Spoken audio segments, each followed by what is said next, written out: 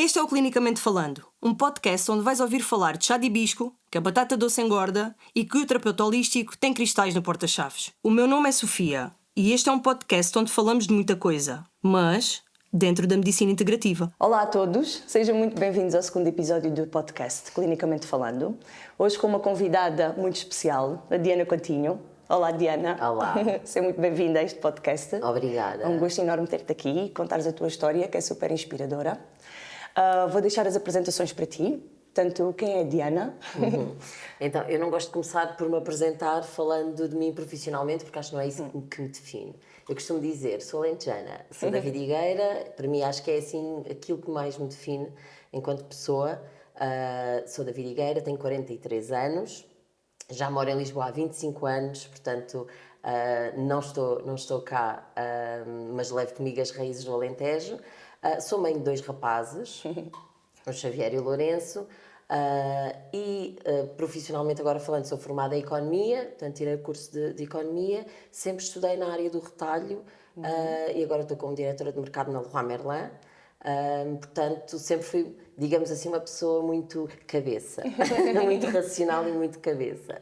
Muito bem, Diana. Houve aqui uma altura da tua vida que te foi diagnosticado um burnout, não é? E isso levou-te aqui uma série de despertares, de autoconhecimento, de aprofundamento em ti mesma, certo? Sim. Que fez aqui mudanças drásticas na tua vida, certo? Sim. Então era sobre isso que queria aqui que falasses um bocadinho, que dissesses lá para os ouvintes como é que isto mudou aqui a tua vida e qual foi o processo e o que é que te levou aqui, através de um burnout, ires para dentro? Tomares conhecimento de ti. Então, eu acho que importa fazer aqui um pequeno enquadramento. Eu nunca fui muito ligada, cá está, eu sou muito racional. Quando eu digo que sou muito cabeça, significa que sou muito racional. E nunca fui muito ligada a toda a parte espiritual, digamos assim, ou mais holística. Tu nem acreditavas, não é? Não acreditava, ao contrário do meu marido, que desde sempre foi sempre muito conectado com esta parte mais espiritual. Eu fazia-lhe um bocadinho de bullying e gozava com ele, mas eu nunca acreditei muito nisto. Nunca acreditei muito em tudo aquilo que eu não conseguia ver e que para mim, se eu não via, não era real. Nem é palpável. Exato. Então, sempre estive muito distante deste mundo. E outro tema que era, eu também nunca acreditei muito em doenças mentais. Por incrível que pareça, e até pelo meu histórico familiar, a minha mãe teve várias depressões, o meu pai, como tu sabes, teve um suicídio, portanto, que vem seguramente de uma depressão não diagnosticada, e portanto, apesar disto, eu nunca fui muito de acreditar ou muito ligada a tudo o que é saúde mental. Eu desvalorizava muito porque era uma pessoa muito racional e para mim as patologias vinham do físico, do corpo físico e não de qualquer outro lado. Então, o que é que me acontece? Eu começo a ter os primeiros diagnósticos de burnout que eu não sabia, não é? Em janeiro de 2021. Em janeiro começo a ter os primeiros sintomas, começo a achar que alguma coisa não está bem comigo, isto de certeza que é do Covid, foi do Covid, mexeu aqui comigo, ou tenho alguma coisa na cabeça e de janeiro até outubro faço incessantemente exames com a minha médica de família e outros médicos, exames à cabeça, taques, ressonâncias, tudo o que se podia fazer para tentar descobrir o que é que se passava comigo, porque eu tinha sintomas claros físicos. E não tinha nada que fosse diagnosticado por um médico através de exames. Então, em outubro, mais ou menos, a minha médica de família diz-me: olha, Diana, nós já esgotámos todos os exames que podemos fazer, acho que temos que começar aqui a pensar que isto pode ter a ver com uma doença mental. Pronto, então aí sim, eu começo a tentar pensar e tentar perceber, mas como assim? E é aqui que começa então o ponto de viragem. Ou seja, eu depois vou a vários médicos e é finalmente diagnosticado o burnout. Eu tenho um diagnóstico de burnout no final de outubro e o médico diz-me: olha, Diana, vai ter que pôr baixa. E para mim isto foi assim o pior que podia acontecer, porque eu sempre fui muito focada no meu trabalho, sempre trabalhei muito para evoluir na minha carreira profissional, sempre fui... para mim era uma das prioridades da minha vida, era o meu trabalho. E estavam-me a tirar para aquilo que eu mais trabalhava e aquilo que eu sabia que era boa. Eu sou boa nisto. E estavam-me a tirar isso. E eu dizer, eu vou ficar... Tinha várias crenças também. Eu dizia, eu vou ficar na empresa quase etiquetada como a pessoa que teve o burnout, que queimou a pipoca, não é? Depois ouvimos muito estas expressões. E isto não aguentou a pressão, que se foi abaixo, que nunca mais vai ser a mesma, porque depois também acreditamos nisto, não é? Sim. Que é quem tem um burnout ou quem sofre de um burnout nunca mais vai voltar, nunca mais vai ser o mesmo. E então, eu acho que foi isto, na altura, que me deu aqui um eletrochoque quase. E eu pensei, eu fui de baixa, eu tive 4 meses de baixa, em processo de cura. E é muito engraçado que eu vivi coisas muito diferentes nestes 4 meses. O meu primeiro mês eu tive só em psiquiatria. Chegaste a tomar medicamentos? Cheguei a tomar medicamentos, na altura, que eu também era contra, porque eu tinha a crença que um medicamento ia causar dependência e a primeira coisa que eu pedi ao meu médico foi: eu quero alguma coisa que não me provoque dependência. Eu não queria tomar químicos e rejeitava um bocadinho essa ideia, mas senti que, bom, ok, vou ter que aceitar e vamos lá. E durante esse primeiro mês foi psiquiatria e foi quase o aceitar da doença, tentar entender e aceitar esta doença, o que era isto e para onde é que isto me ia levar, e a causa de onde é que isto vem, mas principalmente o aceitar, ok, isto é uma patologia, isto é um problema, existe, não é eu não me apetece trabalhar, agora vou ficar em casa sem fazer nada. Não, e tem consequências graves.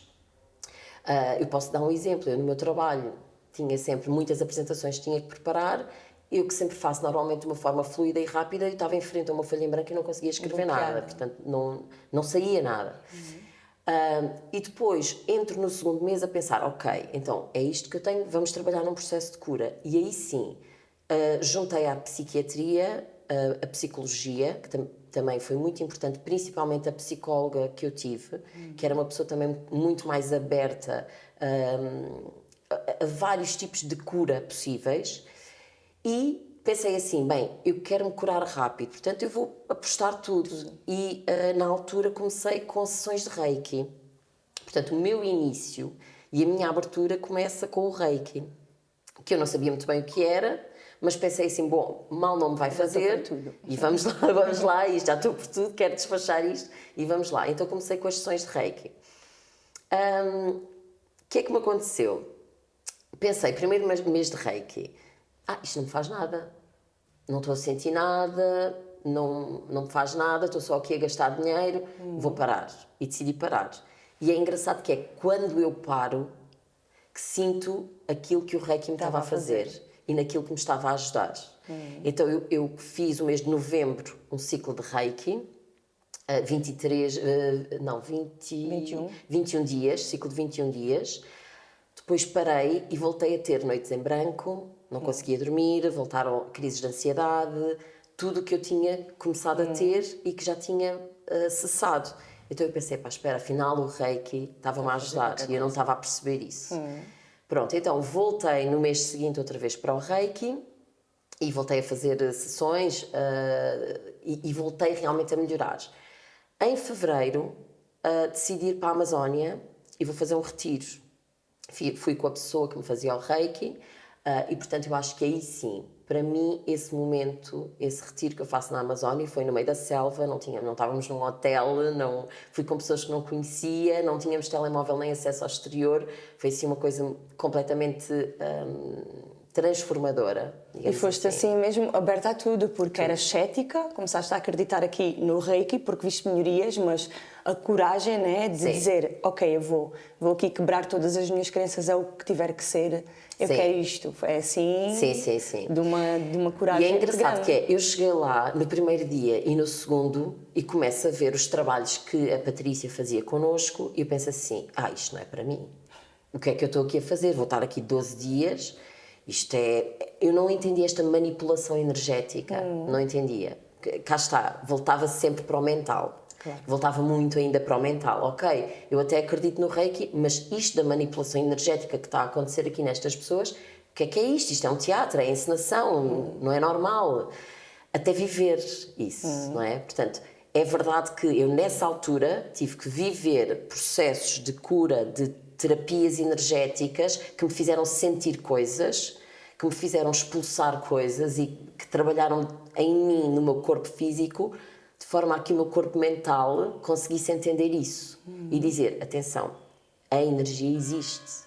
E isto é o que está agora a trabalhar em mim. Esta limpeza, tudo o que me está a acontecer fisicamente é resultado deste trabalho energético que eu estou a fazer. Portanto, isto existe, é real. Então, acho que foi a partir do terceiro dia que eu pensei, eu só tenho uma hipótese, ou me vou embora daqui do retiro, ou vou confiar e entregar-me. E foi isso que eu fiz. E foi realmente transformador. Sim. Quando tu estavas a regressar, quais eram os teus pensamentos ou a tua vontade, por exemplo, com o teu marido, que eras tão cética, fizeste tanto bullying como tu definiste, qual foi aqui a tua vontade? O que é que tu mais sentiste que querias fazer assim que aterrasses de volta a Portugal? Nem foi em Portugal, eu lembro-me perfeitamente, nós estávamos no meio da selva e não tínhamos rede nem telemóveis. Assim que chegamos à cidade, a primeira coisa que eu fiz foi ligar o telemóvel e telefonar ao meu marido para lhe pedir desculpa. Porque não fui justa, não é? Não fui justa com ele e eu era ignorante. Está tudo certo, eu acho que se calhar tive este conhecimento e adquiri este conhecimento na fase da vida em que estava preparada para o receber, não é?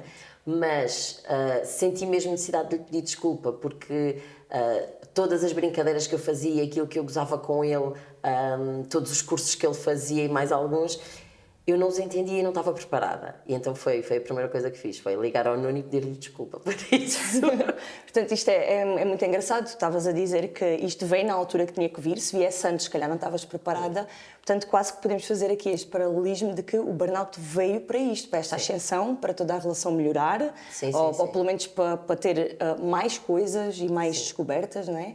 Mais conexão, porque quando estamos aqui na mesma frequência ou nas mesmas crenças, as coisas têm como fluir de uma maneira melhor, mais positiva. E é muito interessante, a vida acaba sempre por nos meter no lugar. Sentes isso, e com essa situação foi isso que tu Sim, sentiste? Foi mesmo. Houve uma altura, eu cheguei, na altura que eu me estava um bocadinho a reinventar, porque depois tu tens que encontrar, depois disto e depois de tu mergulhares dentro de ti, tu tens que encontrar um propósito maior para muita coisa. Há muita coisa na tua vida que deixa de fazer sentido. E eu sentia, eu pensava nisto, que era, eu trabalho no mundo corporativo há 20 anos e eu não sabia se isto tinha um propósito para mim.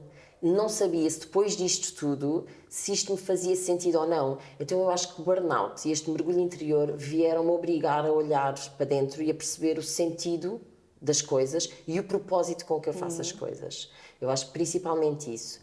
E por exemplo, a nível corporativo, pensei, faz sentido eu continuar na minha empresa? Qual é que é o propósito de eu continuar aqui? E eu acho que tens que ressignificar, ou tens a capacidade de ressignificar isso, ou deixa de fazer sentido. E procuras outros caminhos para te completar e para te preencher. E portanto eu acho que houve muito essa fase logo a seguir ao burnout, muito mesmo. E como é que isto mudou aqui a relação? Pronto, a nível do trabalho tu mantiveste, portanto não deixaste o teu trabalho. Sim. Como é que mudou aqui a tua visão sobre o trabalho e aquilo que estavas a fazer? Encontraste o propósito? É aí que te sentes que está o propósito? Sim. Trabalhar com pessoas, no fundo? Eu ponderei muito, exato. Eu ponderei muito. Aliás, nós entretanto abrimos uma loja, tínhamos terapias, uma loja de venda de cristais, produtos assim mais holísticos. Que giro, vocês os dois, não é? Como é que aqui Exato. isto se deu? Depois de estar tão distantes, aproximamos-nos e acaba, se tu pensares, acabamos por juntar as duas maiores competências que nós temos, que é, eu toda a vida trabalhei na área do retalho e de venda de produto, não é? E junto estas competências que eu tenho com a parte mais espiritual que eu não tenho tão desenvolvida e que eu começo realmente a ver de uma forma diferente. Então é verdade que tivemos esse projeto complementar em que o Nuno se dedica a 100% e eu fico na parte da reflexão a pensar o que é que eu vou fazer. Uma das coisas que ponderei inclusivamente foi de que forma é que eu posso ajudar outras pessoas com a minha história. Porque cá está, há muita crença relativamente aos burnouts, há muitas crenças que devem ser desmistificadas. E eu pensei muito isso. Para mim, o burnout só me trouxe coisas boas. Portanto, eu dizia, se tiver um projeto, um dia vou-lhe chamar meu querido burnout. Porque foi tudo de bom que me trouxe. Exato. E eu pensei muito nisto. Por outro lado, eu pensei, eu tenho tantas pessoas que consigo impactar dentro da minha empresa, por que não começar aqui? Por que não fazer algo aqui? E para mim esse é o grande propósito. Primeiro, desmistificar internamente, dentro da empresa e no mundo corporativo, que não é por tu teres tido um burnout que vais ficar queimada, Exato. entre aspas. Ou rotulada. Exato. Até porque, no meu caso, eu, passado um ano, sensivelmente, ter tido burnout, fui promovida, portanto, não é incapacitante, por assim dizer. Certo. Por outro lado, para mim, encontrei o meu grande propósito, são as pessoas. A minha equipa, as pessoas com quem trabalho e que impacto diariamente. E o meu grande propósito na minha empresa não é atingir grandes números, mas sim desenvolver pessoas. Uau. Desenvolver e impactar as pessoas, principalmente as pessoas que trabalham diretamente comigo. Claro. Esse é o meu grande propósito lá. Uau, muito giro, uma história mesmo muito inspiradora e isto de facto dá-nos aqui uma visão diferente sobre o que são as doenças mentais ou a forma como podemos olhar para elas e foi o que tu disseste, eu olho agora para o burnout e isso me trouxe coisas boas e realmente o antes e o depois desta viragem aqui, desta descoberta espiritual, é incrível. E acho que é muito inspirador para todas as pessoas que nos estão a ouvir saberem que há outras possibilidades para além das medicinas convencionais e dos medicamentos, que eles são necessários também, mas que há aqui uma série de hipóteses e que elas também são palpáveis e elas existem. Tu achavas que isto não existia, e agora já sabes que existe e isso é incrível ver as mudanças e eu acompanho de perto esta mudança e é assim muito, muito, muito inspirador. E o que é que tu tens aqui também para dizer às pessoas sobre quem quer seguir este caminho mas acha que não é para ele como tu achavas e que os medicamentos é que nos vão salvar e que não tem como fazer reiki e te curar uma depressão ou não tem como fazer várias terapias, experimentar várias terapias e curar uma depressão. O que é que tu dirias aqui como um empurrão a estas pessoas que querem, mas no fundo falta-lhes aqui o gatilho, falta-lhes a coragem?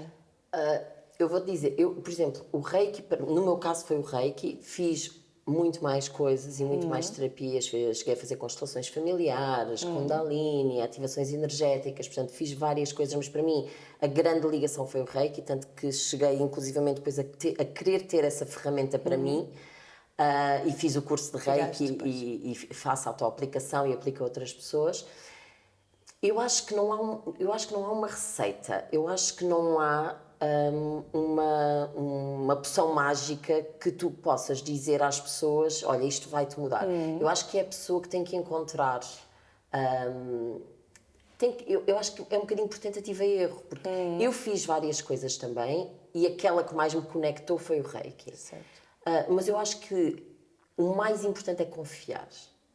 Para mim é o primeiro ponto, que é, e que foi isso que me aconteceu no retiro, que é, ou tu confias, ou se estás com o teu mental, o teu tentar perceber, o cerebral ligado, há coisas que não se entendem, não é? Há coisas que não se explicam. Se há não sei quantos anos atrás me dissessem que ia existir uma coisa chamada Wi-Fi, ou que... São coisas que também não se vê, não é? Que não são palpáveis. E, portanto, eu acho que é muito confiar no processo e entregarmos aquilo que seja o melhor terapeuta para nós naquele momento ou a melhor terapia para nós naquele momento, porque às vezes tem a ver com a conexão à terapia, com a conexão ao terapeuta e que vai evoluindo, não é? Certo. Portanto, eu hoje sinto conexão com uma determinada um tipo de terapia, daqui a um ano se calhar pode não fazer sentido e sentir necessidade de fazer outras coisas, certo. Até porque preciso trabalhar outras coisas. Agora, nós somos todos energia, portanto eu acho que isso é inquestionável este tipo de terapias que trabalha muito a manipulação energética é só isso, é trabalhar e colocar no sítio certo a energia, a nossa energia, aquilo que nós já temos dentro de nós. Alinhar-nos no sim, fundo, sim, equilibrar. Mas para mim acho que a palavra-chave é confiar, entregar-se ao processo e confiar. E cada processo é diferente. É diferente, exatamente. E cada terapia é para cada pessoa, é isso mesmo. Que livro é que recomendarias aos nossos ouvintes para iniciar aqui um movimento espiritual, para iniciantes? Exatamente, para iniciantes.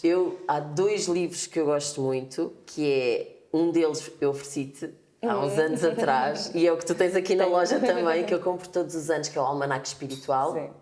Todos os anos a Inês Gaia, juntamente com outros terapeutas, lançam um almanaque espiritual. Eu acho que é um livro bastante completo que fala desde a astrologia até à parte das ervas, portanto, ajuda-nos bastante ao longo do ano, com pequenas coisas em que a própria pessoa pode escolher aquilo com que se identifica mais.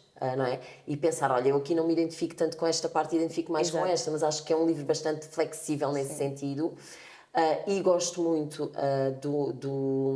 A Minha Cura é a Tua Cura, da Inês Gaia, da Ruth Caldeira e da Lisa Joanes, porque foi um livro que me acompanhou muito no meu processo de cura. E, portanto, eu acho que todos nós temos processos de cura para fazer. Elas contam várias histórias também na primeira pessoa e é muito interessante ouvir isso. Há algum momento durante aquele livro tu sentes que és aquela pessoa que está ali. E, portanto, é um livro que eu também recomendo bastante. Uau! E agora uma última perguntinha. A Diana, se não fosse a Diana de agora que está aqui, ou que é o que é neste momento, o que é que seria? Ai, olha, eu acho que essa é a mais difícil. Eu acho que essa é a pergunta mais difícil, porque eu sinto-me feliz naquilo que faço e não sei se seria uma Diana diferente. Talvez fizesse coisas diferentes, talvez me dedicasse mais às pessoas de uma forma diferente. Porque eu sinto mesmo que o meu propósito de vida são as outras pessoas. Não sei se o faria no percurso que fiz, talvez fizesse de uma forma diferente, mais ligado até com aquilo que nós falávamos antes, com a comunicação, com o tentar ajudar o outro. Através da palavra, através do que quer que fosse, mas mais relacionado com a parte de comunicação do que propriamente com o mundo corporativo. Não é que eu não me identifique, mas acho que o meu grande propósito realmente são as pessoas. És uma grande comunicadora, de facto. Muito obrigada, Diana. Foi um gosto muito grande estar aqui. Acho que vais inspirar muitas pessoas. Espero que sim. Até à próxima. Obrigada. Quem sabe voltar-te a ter-te aqui daqui a uns tempos, ter uma Diana diferente. Exato.